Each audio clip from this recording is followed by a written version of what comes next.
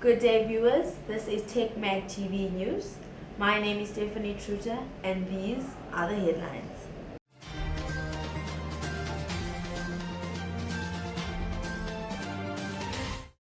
Mwonzora suspends Epworth losing candidate.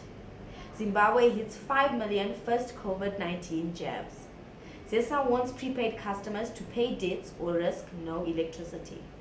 Crowd announces renowned fashion and beauty expert and popular social media star as new advisory board member.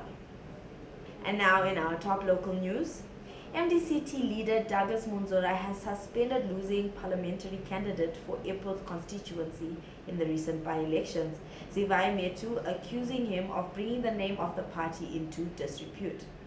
The suspension follows the beating up of another MDCT activist, Kudzanayi Mashumba, in Harare after he tried to expose Mwonzora's alleged misuse of funds and abuse of office. On Friday, Mwonzora called in anti-riot police and bouncers to block Metu from entering the party's Morgan Richard Changirai House headquarters.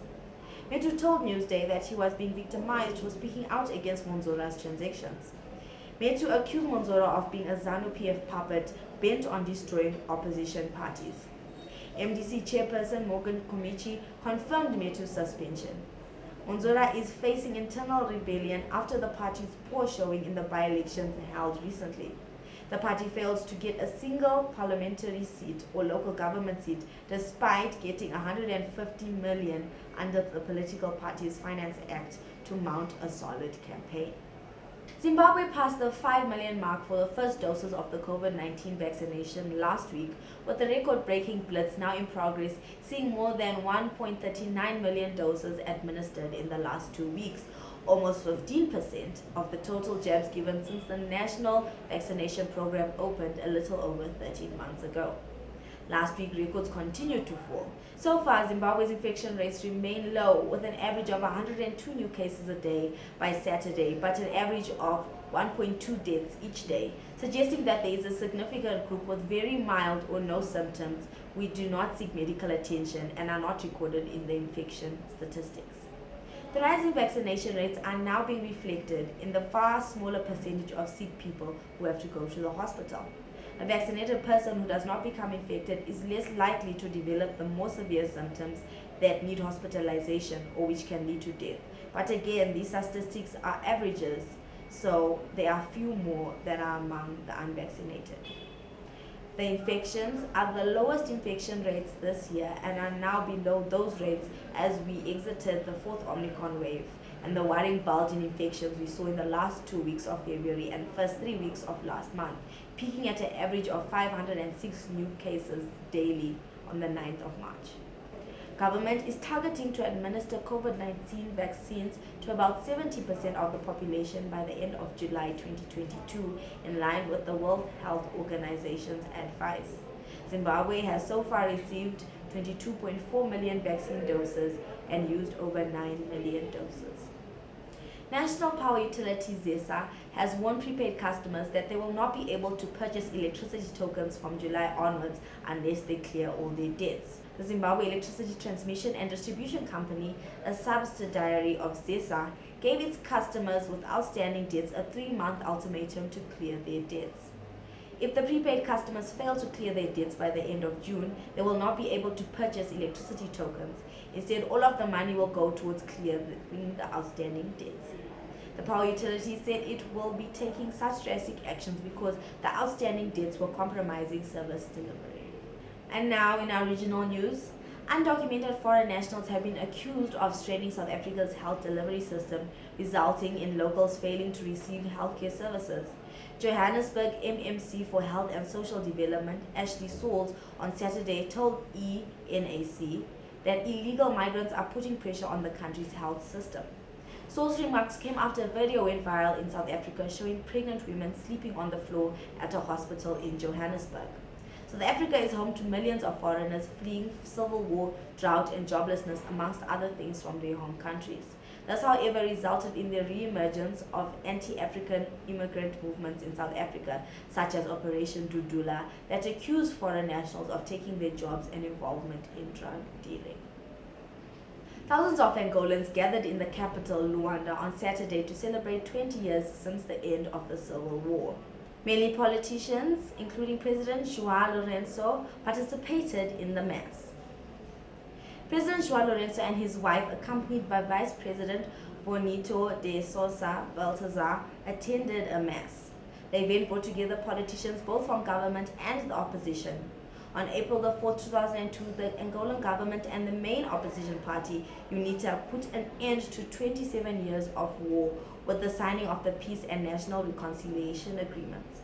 The signing of the peace agreement on April 4, 2002 was preceded by several negotiations, including the ZESA agreement signed in Portugal on May 31st in 1991 and the Lusaka Protocol signed on November 20th in 1994. At least 14 people were killed, including 7 children, after days of heavy rains triggered flooding and landslides in the southern eastern Brazilian state of Rio de Janeiro, the state's civil defense told CNN on Saturday. Rain showers began Thursday, leading to deadly landslides in the region. The volume of rain registered in the last 48 hours was the highest on record in Angra dos Reis, according to the city municipal government.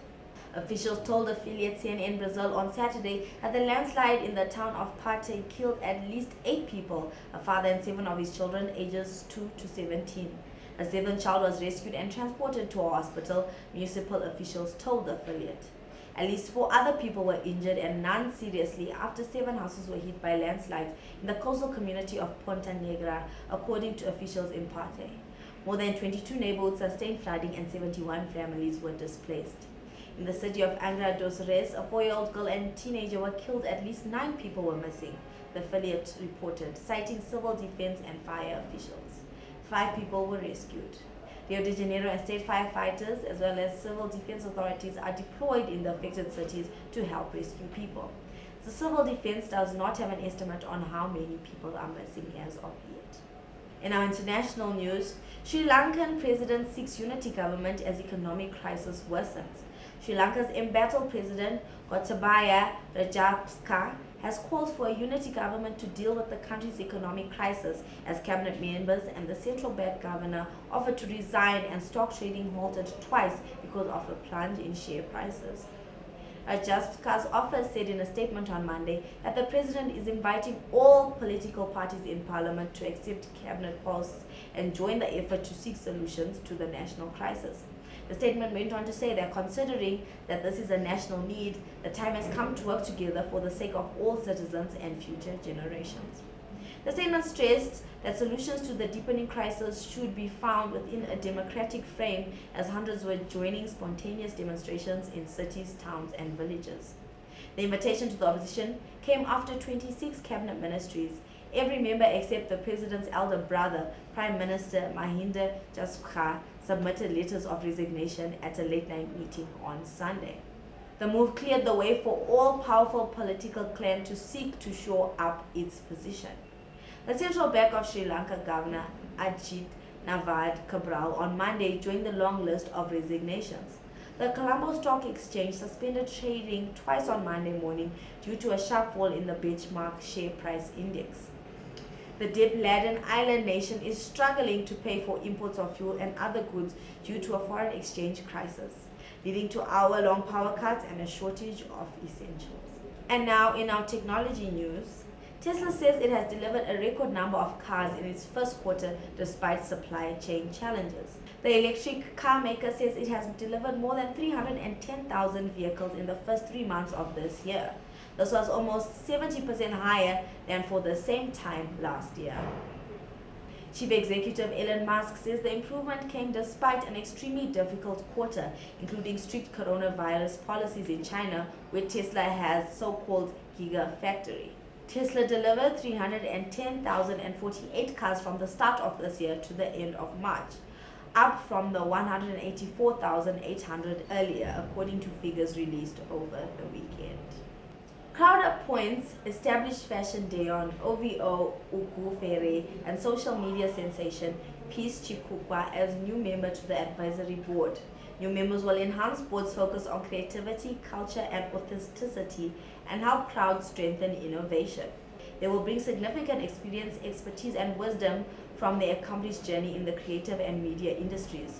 OVO will also join Crowd in the capacity of venture partner.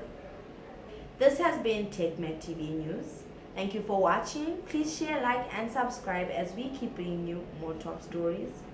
See you next time.